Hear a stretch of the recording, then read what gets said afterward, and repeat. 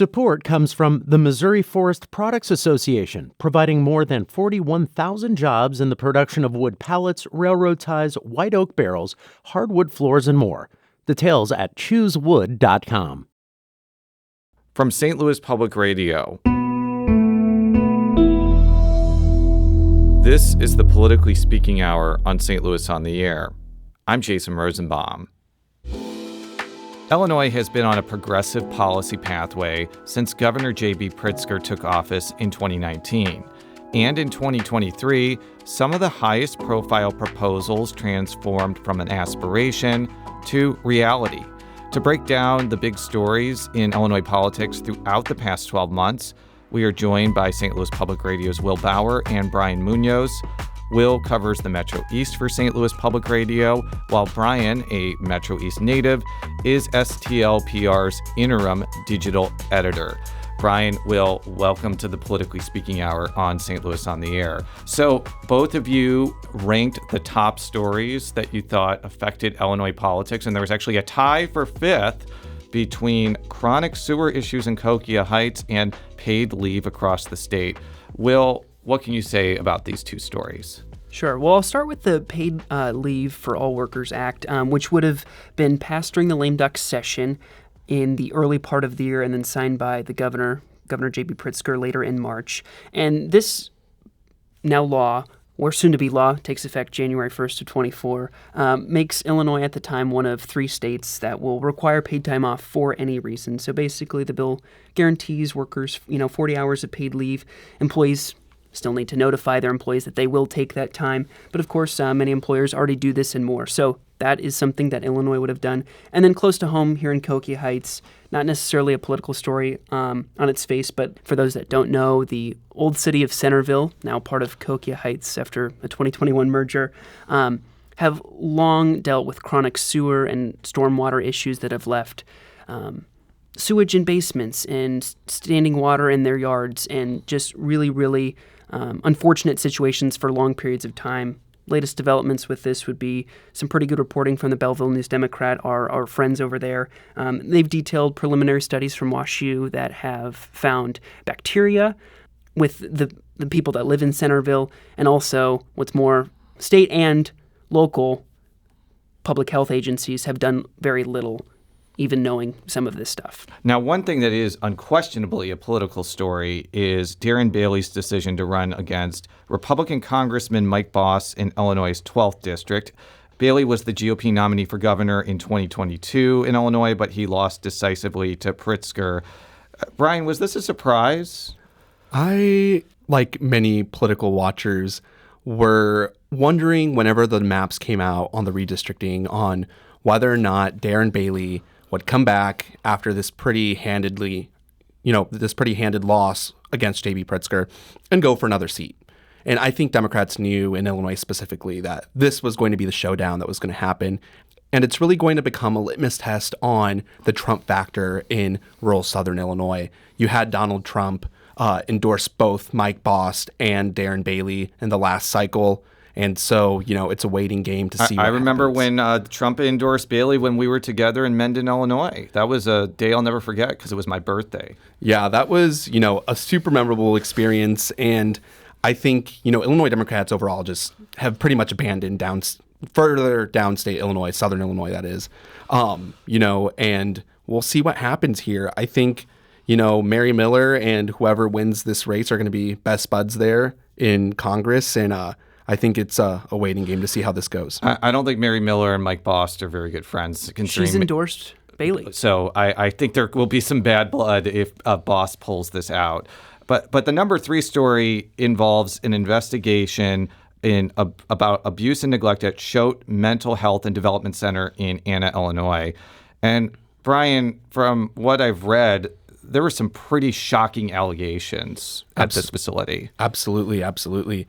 This investigation, in my opinion, is one of the largest accountability series in the state of Illinois this year, of course, which is why it made my list. This investigation by Beth Hunsdorfer and Molly Parker of Capital News Illinois now details abuse over the years at Choate Mental Health and Developmental Center in Anna, Illinois, about 2 hours south. And among some of those allegations and the things that they found, and they found that investigators had also found, included nurses being forced to have patients dig through their own feces, patients threatened to have their bones broken if they didn't cooperate with them, patients being punched in the face, in one instance, one forced to drink hot sauce. And all in all, show employees lied to state police and to state investigators and just tried to cover this up. And I think the big question is, what is the state going to do about this? Right. So there's been a large swath of staff and directors that have been removed. And of course, different state agencies have been stepping in and trying to help remedy the situation. But the latest recommendation is that half of the population there be shifted to other facilities. But since that's happened, we've only heard about a dozen or two, being moved. And we'll have to be following to see if the rest are moved to other facilities. Now, another story that got a lot of attention, primarily because of the very confusing legal trajectory, involved a state assault weapons ban that was largely passed after the tragic shooting in Highland Park, Illinois. Will, I know it's a little bit difficult to describe the legal mumbo-jumbo of this, but I do think it matters in terms of how this is implemented. It absolutely does. And this would have taken effect back when the governor signed it back in early January. But it's been tied up, like you said, tons of legal challenges. And the confusing part about this is that there have been different judges saying different things, right? And some of them were on like back-to-back days. So, for example, the federal judge here at the Southern District of Illinois in East St. Louis would have said, no, I don't think this is constitutional. I'm going to block it. I believe it was a day earlier that a federal judge in Northern Illinois would have said the exact opposite, right? So that would have been kicked up to the 7th Circuit Court of Appeals in Chicago, which they would have said, we believe this is constitutional. And the U.S. Supreme Court has been asked twice to issue an injunction, right, to stop it from taking place, but they have so far declined. And the big thing that people will be watching is to see if the U.S. Supreme Court does actually take it up and weigh it on its merits, not just we're going to let it take place, but we need to determine, is this constitutional or not? So anyway, lots of legal things took effect in January. There's a registration for registering your gun with state police on January 1st. Lots of things to sort out. And that'll be another thing we'll be following in 2024. But the number one story, and it was a close one, was the elimination of cash bail throughout the land of Lincoln. And don't just take my word for it. Chief Judge Andrew Gleason of the 20th Circuit, which encompasses St. Clair County, this is him talking in September about what the elimination of cash bail means. This changes the criminal justice system and its operations as I've known it my whole career. My whole legal career, not just my judicial career, my whole legal career. That is Chief Judge Andrew Gleason of the 20th Circuit, which encompasses St. Clair County. That is quite a statement, Will. Do you think that what may seem like hyperbole from that is actually true? Is this as groundbreaking as it's been said? Yeah, I think everyone, the state's attorneys, the judges, the public defenders, the alleged criminals going through the criminal justice system would have done it completely differently prior to September when cash bail would have been eliminated. So yeah, it was definitely a historic day. And other states have sort of done this in similar ways, or in smaller ways, I should say. And the federal court doesn't really have cash bail. But the big deal here is that Illinois is the first to go without cash bail completely. And so this was passed last year, 2022 by lawmakers, and it was supposed to go in effect January 1. But let me guess, there were lawsuits over it. There were lawsuits, Jason. You are so intuitive. But eventually, those got sorted out. The Illinois Supreme Court in July said you can go through with it, and September it would have taken place. And some of the worries, smaller counties would have really been worried about kind of the workload that would have put on them. So like state's attorneys and public defenders, there's this new process. Instead of saying you alleged defendant, you need to pay if you want to get out of jail, there's a new pretrial hearing that a judge would make that determination based on a series of factors. But the public defender would probably, in most cases, have to represent the alleged defendant, and the state's attorney would then have to staff that to say, no, we do want to put this person in jail, et cetera, et cetera. So they were worried about more work, and that was kind of some of the reasons why smaller counties weren't super excited about it. And there was a lot of misinformation about this one floating around there about, this is going to release all of the quote unquote criminals from the jails and, crime was going to run amok in Illinois. And that's not really what happened. I think a provision that's really important to note is that a judge can decide if somebody is harmful or has, the risk of, fleeing, et cetera, they can be held still. There's not a bail element, but there is a danger, to the public, to themselves, et cetera. So we'll have to find out in a few minutes whether any of these Illinois stories made the list of top political stories for state and local politics. Brian Munoz is St. Louis Public Radio's interim digital editor, and Will Bauer is STLPR's Metro East reporter. Will, Brian, thank you for joining us. Thank you. Thank you.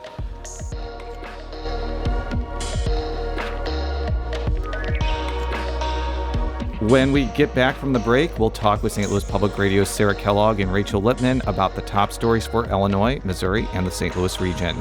This is the Politically Speaking Hour on St. Louis on the Air.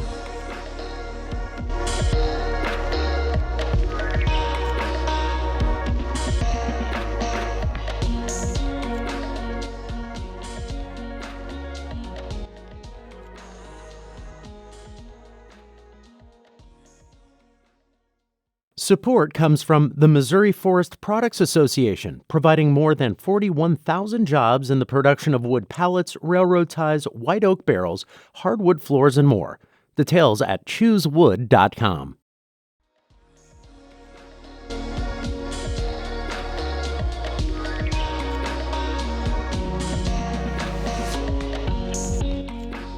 Welcome back to the Politically Speaking Hour on St. Louis on the Air. Late December is a special time here at St. Louis Public Radio, and not just because we're preparing for holiday feasts. This is the time when members of the STLPR politics team dig deep within our collective memories and decide the top state and local political stories of the last 12 months. We asked STLPR's reporters and editors to rank what they felt affected St. Louis, Illinois, or Missouri politics the most.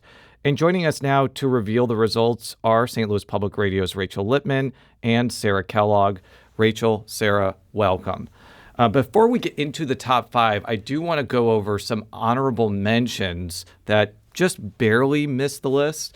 And Rachel, yours is actually appropriate for this episode because you picked Megan Green and the Board of Aldermen, which we heard earlier in the show. I did, and I think it's going to be a fascinating thing to watch and see how, Megan Green ran away with her election to a full term as board president. She had absolutely no opposition whatsoever after the downsizing of the Board of Aldermen from 28 to 14. Those who tend to kind of lead more toward progressive side of policies, obviously they're not all in agreement with each other on everything. They have a pretty handy majority at the board now. And it's a question of, Jason, I think as you pointed out in a column, whether they can balance wanting to pass policy with just keeping a city of 300,000 people functioning. Sarah, you picked what I will call crazy Republican primaries in Missouri on your list. What? Yeah. Why? Well, and as the State House reporter, I feel like it's going to be a lot of what I think deal with next year. But it's mainly just because it feels like everyone is running for something else, and we're going to see how that impacts the session and see how that impacts just the campaign trail. I mean, Secretary of State alone, I think there's at least 3 candidates, 2 of which are from the set.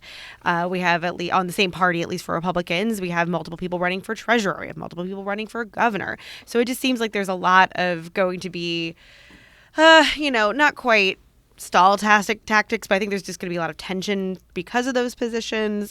We're just going to see how it rolls out, but that was definitely one of my picks. One of the stories that I picked that did not make the list was the rollout of legal marijuana for adult use.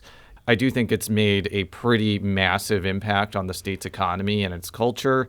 And frankly, if Missouri legalized marijuana, I'm not really sure if it's going to remain illegal federally much longer. But you know what? Congress has surprised me about a lot of different things. On that note, let's get into the top 5. And the 5th story of the year that affected Missouri, Illinois, or St. Louis politics was Wesley Bell running against Congresswoman Cori Bush. Rachel, was it a surprise that Bell decided to get into that race after initially running for the Senate? It was to me, and I found the timing of it pretty interesting as well. This came as the war between Israel and Hamas was ramping up. Cori Bush has obviously been pushing very heavily for a ceasefire in that conflict, which is a controversial position. I think her campaign count is low. I think Bell kind of saw an opportunity to get in there on a race that maybe he thought he could win. And as you mentioned, the differences between the candidates on the Israel-Hamas conflict did loom large. Here is actually Wesley Bell talking about why he feels he would be a better fit for the 1st District. We needed more steady and effective leadership, not only here at home and with the challenges in this region, but also on the national stage. It's a dangerous world. I think we need folks who understand the nuance and complexities of it, because there will not be a World War IV. That is St. Louis County Prosecutor Wesley Bell talking with me earlier this year. Now, you mentioned public opinion, Rachel. Congresswoman Bush actually does feel that her push for a ceasefire between Israel and Hamas is in line with public opinion, and she's also pushed back against people who have criticized her. I am not going to sugarcoat anything, because the people of St. Louis did not send me to Congress to pacify people and to make people feel comfortable. They sent me to D.C. to make sure that I'm speaking for those who are marginalized and oppressed. Do you think Israel-Palestine will play a big role in this Bell-Bush primary? I think it is going to depend what the conflict looks like as we get closer to the actual election. If it is still ongoing, it is still dictating policy of the United States, how it's impacting potentially the polling of the Democratic Party and President Biden as a whole, yes, I think it will continue to be an issue in the race. The number 4 story that affected St. Louis, Illinois, and Missouri politics comes from Illinois. It is the elimination of cash bail in Illinois, which Will Bauer and Brian Munoz talked about extensively in the last segment. Rachel, Sarah, do you foresee the effort to get rid of cash bail gaining any momentum locally or in Missouri? Rachel, we'll start with you first. Nope. Sarah, I'll go to you next. Yeah, I'll talk a little more than just no, but I don't see the momentum of that. If it were to happen, it would probably be in the metro areas of St. Louis or Kansas City first, but then you might, deal with interference from the state and trying to stop that. So I don't see momentum in that happening right now, no. The number 3 story that affected St. Louis, Missouri, and Illinois politics were efforts to get a measure before voters in 2024 that would legalize abortion or at least curb the state's abortion ban. Sarah, it seems that there is a desire to roll back Missouri's ban on most abortions, but proponents of abortion rights ran into a lot of procedural barriers, especially when it came to the courts. What happened this year? That's putting it lightly. It feels like it was a delay that started in March of this year, and that led to a lawsuit from the ACLU on behalf of this one set. And if I do talk about sets, there's 2 main sets of these petitions that are kind of circulating right now. But the first one, part of the delay was because of a disagreement between the Attorney General and the Auditor's Office of who has the power to authorize a fiscal note. So the disagreement between Attorney General Andrew Bailey, and Auditor Scott Fitzpatrick basically dragged that out for months and have ultimately led to the Supreme Court saying, no, the Attorney General Office does not have the ability to basically say, no, I don't think your evaluation was right, Auditor. You have to do it again. So that was a delay. And then once it got through that portion of it, then Secretary of State Jay Ashcroft was able to write his summaries of the ballot initiative, which the ACLU disagreed with greatly on how he wrote that. So then that had to go to court and went all the way up to Circuit Court. The Supreme Court batted it down, but it's been a continuous length and basically delay of getting these to the signature collecting portion, which is where we are now with those. What was interesting to me is that Republicans didn't really try to hide their strategy. You had House Speaker Dean Plocher say that a proposed ballot item to raise the threshold to pass constitutional amendments was aimed at abortion initiatives. And then, Sarah, I'm sure you remember this clip from Politically Speaking with State Senator Andrew Koenig, where he was reacting to your question about gumming up the works, so to speak. I fully support gumming up the process, because I do not want any measure going to a vote of the people, specifically when it comes to abortion, because that life has an interest in being protected by this state, because scientific evidence points that life exists in the womb. That was Republican State Senator Andrew Koenig on an episode of Politically Speaking. Rachel, Sarah, what do you make of the fact that Republicans were so blunt in trying to use procedural motions to try to block the abortion initiatives? Because I think depending on which of the measures actually makes it onto the ballot, they know that the only way they can keep this from passing is to gum it up and try to stop it at the procedural stage. There's been a lot of polling that shows there is some support, bipartisan support, for moderating the restrictions on abortion, not to, open access to it at any stage of pregnancy, but to not have it as strict as 6-week bans, such as exists in Missouri before the overturning of Roe v. Wade, or right now where it's a complete ban except for the health of the mother. And you also have to consider that there's been recent votes on states on abortion. And these are not, this is not California. This is not New York. This is Kansas. This is Kentucky. This is Ohio. And abortion is winning. The right to have an abortion is winning on those issues. And so I think that they're seeing that. And I've talked to lawmakers leading up to session to do my preview story. And there's a lot of saying, well, Missouri isn't Ohio. They said, Missouri is a pro-life state. But I think that there is the idea that a more conservative measure, maybe one that, allows abortions in cases of rape and incest, and maybe at a 12-week ban, that probably would be more popular than maybe something that would go further. So I think that they're seeing that this is a winning issue for states that aren't, liberal utopias. Sarah, you are an excellent seguer because you were alluding to the fact that there is an abortion legalization proposal from a Republican strategist named Jamie Corley that, as you mentioned, creates a slew of exceptions and also has a 12-week window to get an abortion. This is Corley talking with me earlier this year. People, whether they say they're pro-life, whether they say they're pro-choice, whether they say actually neither of those terms really identifies my views on this issue, can get behind what we're doing.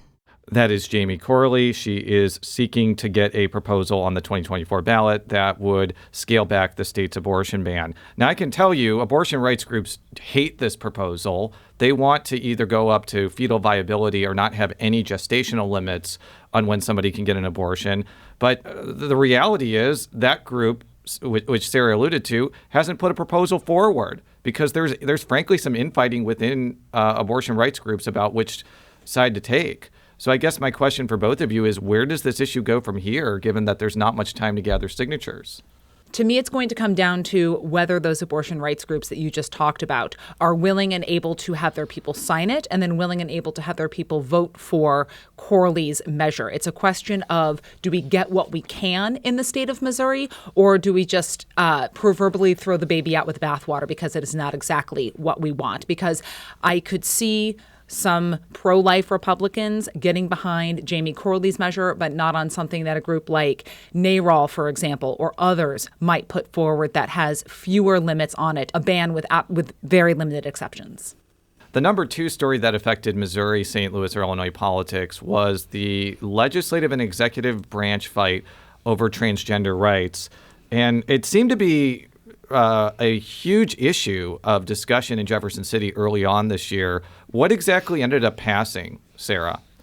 Well, what ended up passing were 2 bills, one which bars transgender athletes from through college, through the collegiate level, from participating on sports teams that align with their gender identity, and then another bars transgender minors 18, or basically under the age of 18, from accessing gender-affirming health care. So that's puberty blockers, that's surgeries, which are very rare. Let me start with that. But puberty blockers, hormone therapy, things like that.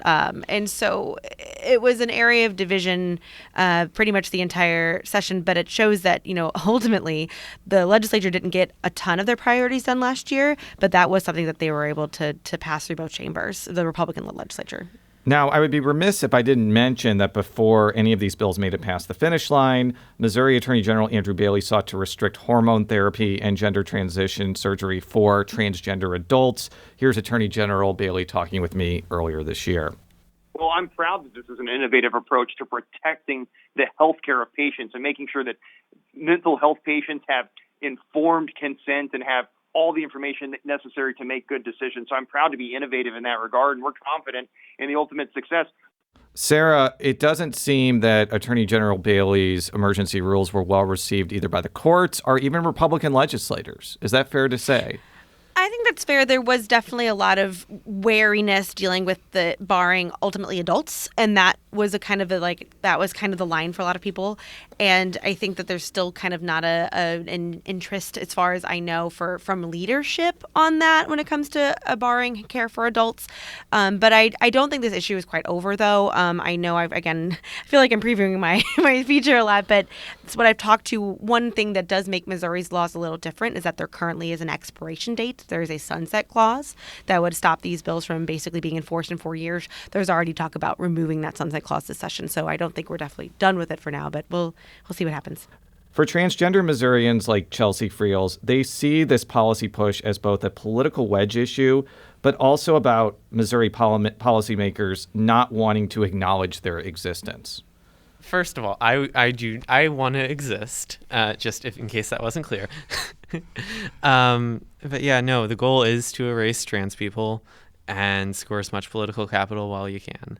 That is Chelsea Friels, who spoke out against a ultimately successful piece of legislation that barred gender-affirming care for minors. I think that the big question here is, for both of you, do you think that transgender rights and the fight for transgender rights will reach a similar point to same-sex marriage, where it may be unpopular now, but it may gain acceptance into the future? I think you also have to consider whether or not you're talking about acceptance of gay marriage. That's still not 100%, accepted either. I mean, you talk about with Supreme Court Justice Clarence Thomas's comments said they need to reevaluate those. So it's not even that's necessarily a done deal. I think it will take a lot of time, because I don't think yes, I think that gay marriage is obviously more accepted than it was before, when it was legalized, but it's still not finished. It's still not, there's still a lot of people who oppose it. So I think that it's definitely going to take time. I'm not sure if I'm going to see that in my lifetime, but who knows? So we are talking about the top stories of Missouri, Illinois, and St. Louis politics with St. Louis Public Radio's Rachel Lippmann and Sarah Kellogg. And we're going to reveal the number one story, and I just have it down, Kim Gardner. Rachel, why was former Circuit Attorney Gardner under so much fire this year? I think it was because there was finally a case that people could rally around that demonstrated borderline just how poorly operated that office was. This was the case of a young volleyball player who was in downtown St. Louis for a tournament. Young man driving a vehicle, sped through some stop signs. It ended with her legs being crushed between two cars. She ultimately had to have those legs amputated. He had violated the conditions of his bond on, I think it was an armed robbery case, and the office had not done anything to revoke his bond.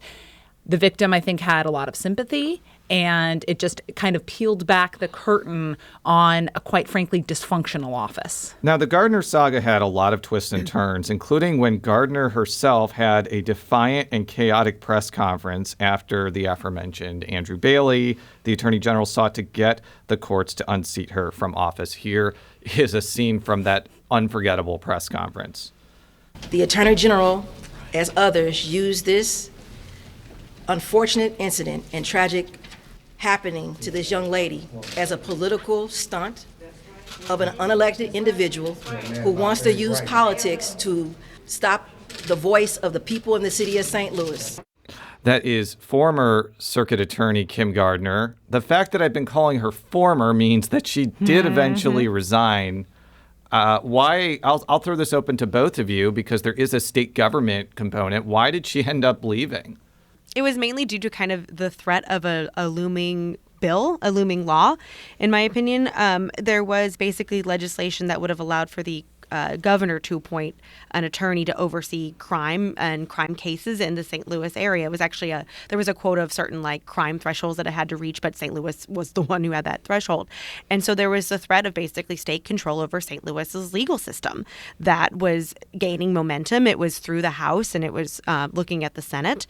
And so there was that. There was also, and I think there still will be calls for this, but state control over the police department. So there were a lot of these overarching state laws that were looking to control St. Louis on a legal and crime perspective. And I think there was a lot of pushback against that. And ultimately, it led to a conversation between now the current state Senate pro tem president, Caleb Rowden, and the minority leader, John Rizzo, talking with Kim Gardner. And ultimately, that was a big push to get her to resign.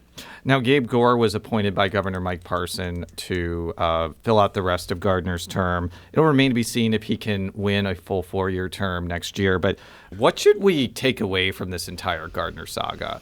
I think the entire Gardner saga has always been a yes and. I think her office, because she was a progressive black woman prosecutor, had come under unfair scrutiny and unfair targets from white Republican men. You've seen that happen in other states, Philadelphia, Chicago, etc. Chicago's not a state, it's a city. Regardless. The and here was that evidently by the end, and even at the beginning, I mean, Jason, you and I saw her in that courtroom when she prosecuted Eric Greitens in 2018. Was not pretty, not pretty. She just did not have the capacity to manage and to handle the job that she was elected to. Her office couldn't do the basic blocking and tackling to try and implement her reform agenda, and the scrutiny, therefore, was more warranted the longer into her terms she got. Rachel Lippmann covers criminal justice and city politics for St. Louis Public Radio, and Sarah Kellogg is St. Louis Public Radio's State House and politics reporter. Sarah, Rachel, thank you for joining the show. It's always fun. You got it. Support for the Politically Speaking Hour on St. Louis on the Air comes from the Sue and Lynn Schneider Charitable Fund.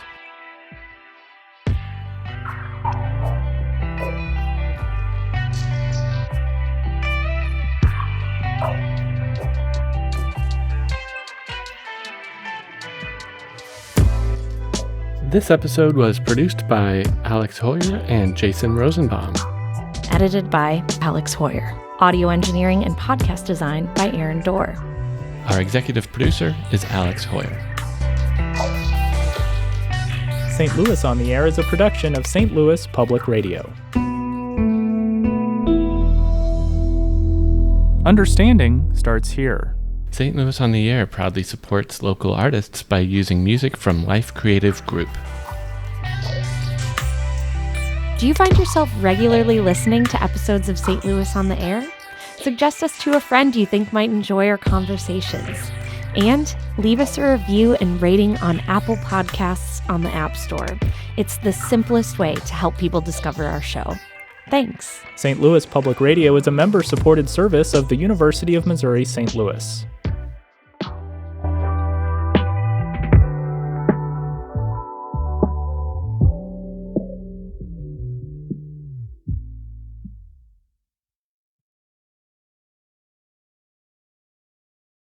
Support comes from the Missouri Forest Products Association, committed to conservation and careful management of the state's forests to make them more resilient and better habitats for wildlife. ChooseWood.com.